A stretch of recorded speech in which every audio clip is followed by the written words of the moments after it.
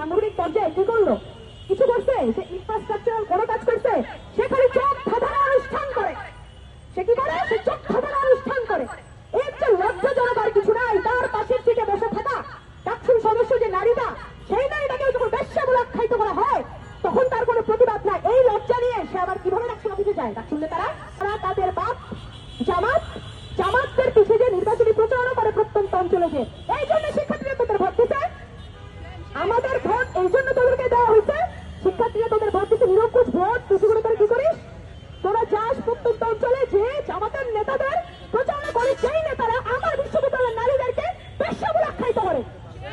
এর চেয়ে লজ্জাজনক কিছু নেই। কিসের প্রত্যাখ্যান, কিসের প্রত্যাহার? এই নেতার শাস্তির দাবি জানাই। এবং বাংলাদেশে যে সরকার তার প্রতি লজ্জা জ্ঞাপন করে যায়, নারীদেরকে বারংবার তার চরিত্র হরণের মাধ্যমে নিচে টেনে নামানোর চেষ্টা করা হচ্ছে। কেন? কারণ ওরা কোনো যুক্তি নাই।